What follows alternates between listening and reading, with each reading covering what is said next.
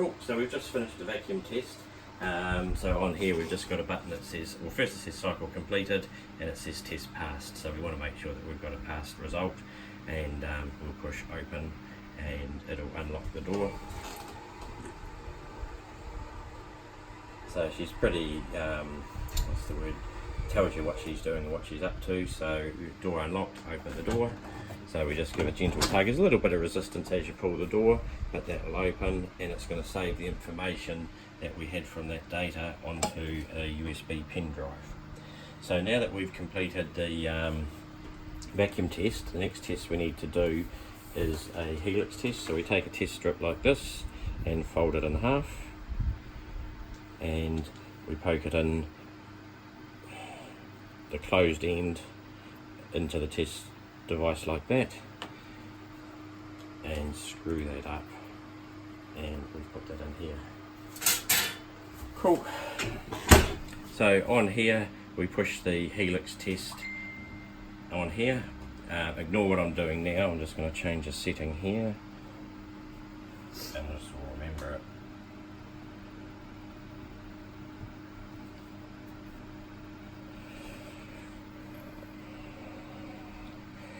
Cool.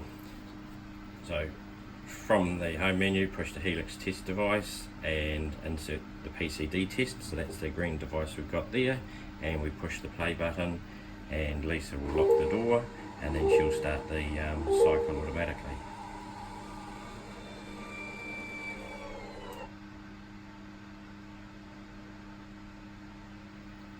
Cool. So once she's because this is a cold machine, she'll take a little while to preheat and then it'll start the cycle. Approximately, I would say, about 25 minutes to do the helix test, give or take a little bit. And then once we've done that, we're set to go for the day. So when we get the helix test, what we're looking for is the strip should be this purple colour, and we shouldn't have any yellow showing. So generally speaking, a fail, we'll see a little bit of yellow at the end of the strip. So that would indicate a fail. So there is a little bit of variance in the colour change on the purple, but we're looking for a consistent change across there. If for whatever reason you're concerned or have questions about the test result, please take a photograph on your phone and just email it through to us, and then we can give you some advice on interpreting it from there.